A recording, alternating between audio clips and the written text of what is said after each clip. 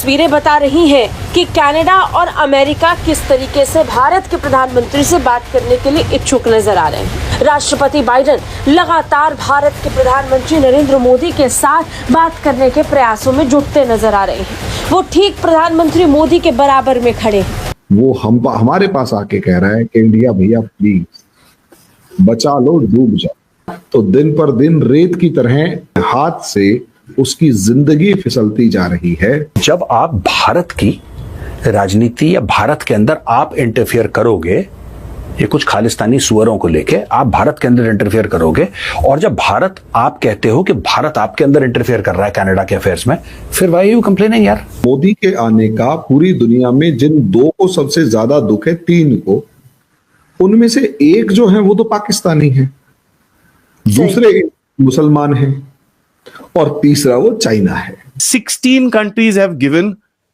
the highest civilian honor to Bharat, and this is something which is very very good. हमारे मुफ्ती हो, हमारे आलिम दीन हो, हमारे कारी हो, हाफिज कुरान हो, सबको पसंद ब्रा चड्डी वाली ही आती है, बाद में उसको टेंट पहनाते हैं। तो इसलिए चेहरे का नूर तो पूछा ही जाएगा भैया। अमेरिका और कनाडा खालिस्तानियों के समर्थन में भारत को अपने नागरिकों की सुरक्षा की दुहाई देते हैं। जो अमेरिका और कनाडा भारत पर कई तरीके के आरोप लगाते हैं, वही अमेरिका और कनाडा कूटनीतिक स्तर पर किस तरीके से भारत के करीब आने की कोशिश कर रहे हैं, इन तस्वीरों से आप समझ लीजिए। साफ है कि प्रशासनिक तंत्र कुछ और कर रहा है और अंतर्राष्ट्रीय स्तर पर यह देश कुछ और।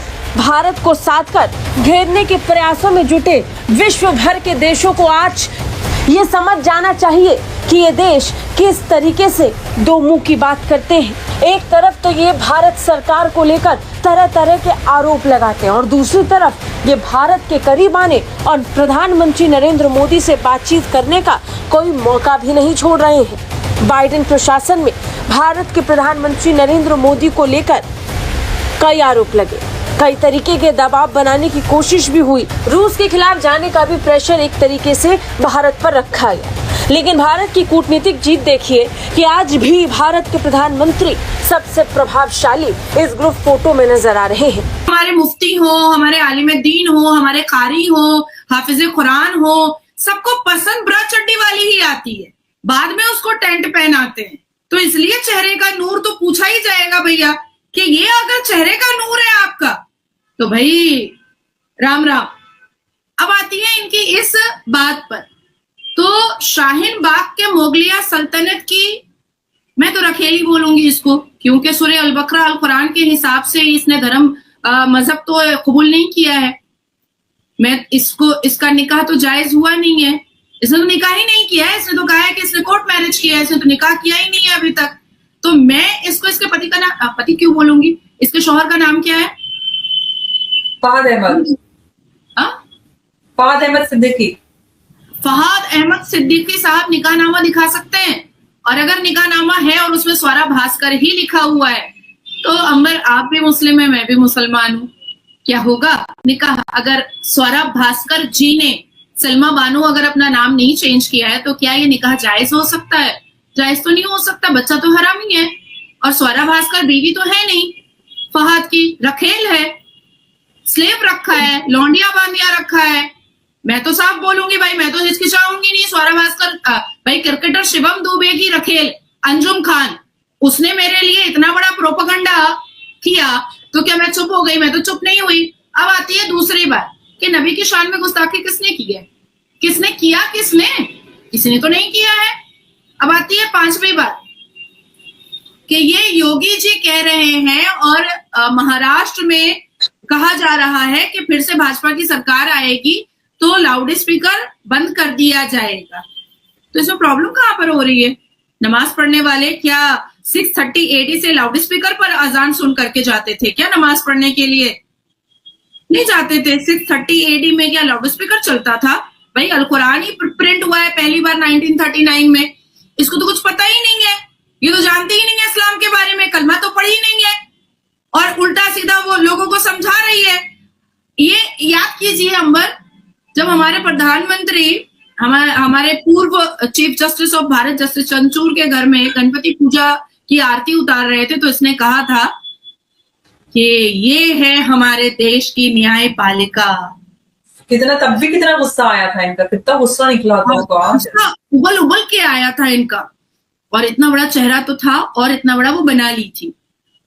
और जब ये नुमानी के साथ खड़ी हुई थी, जो 18 घंटे पहले वोट जिहाद के बारे में बता रहा था, तो स्वरा भास्कर जी, फहाद की रखेल, फहाद की लौंडिया और बांदिया, उसका नाजायज बच्चा पैदा करने वाली कॉन्क्यूबाइन स्वरा भास्कर, आप क्या जिहादियों के साथ रहना पसंद करती हैं? भाई वो भारत के प्रधानमंत्री, वो सर्वोच्च न्यायपालिका के चीफ जस्टिस से मिल ही सकते हैं, उनके घर में आमंत्रित हो ही सकते हैं, आरती उतार ही सकते हैं, लेकिन आप किस पद पर हैं जो आप नुमानी से मिली और महाराष्ट्र के इलेक्शन के वोट जिहाद की स्ट्रैटेजी आप तय की?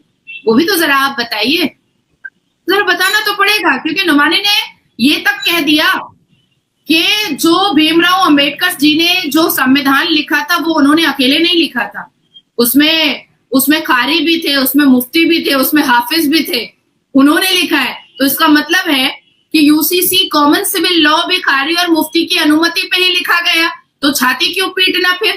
फिर छाती क्यों पीटना यूसीसी के खिलाफ, है ना?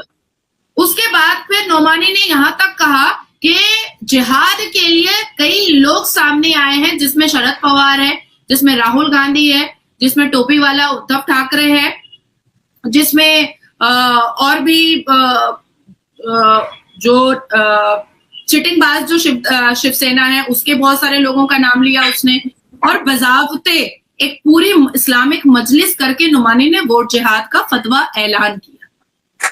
तो जिहाद की और क्या क्या स्ट्रैटेजी स्वरा भास्कर की है, वैसे शक्ल से वो शाहीन बाग के मुगलिया सल्तनत की रखेली लगती हैं, ये तो हम लोगों को समझ में आ चुका है, लेकिन नुमानी के साथ जिहाद की और क्या क्या स्ट्रैटेजी उन्होंने बनाई है। वीडियो में आपका स्वागत है।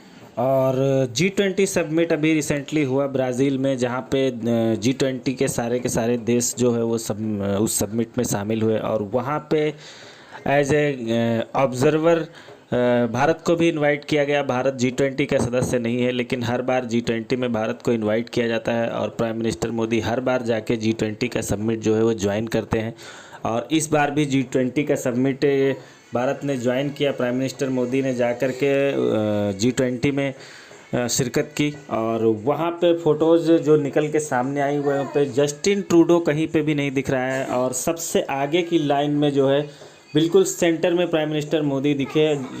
और जैसे कि OIC का समिट कुछ दिन पहले हुआ था, वहाँ पे पाकिस्तान के प्राइम मिनिस्टर का पता नहीं था, वो ढूंढने पे भी नहीं दिख रहे थे, लेकिन G20 समिट में प्राइम मिनिस्टर मोदी को फ्रंट पे देख के पाकिस्तान का मीडिया पूरी तरह से बौखला गया, और वो हमेशा कंपैरिजन करने लगते हैं शहबाज शरीफ से प्राइम मिनिस्टर मोदी की।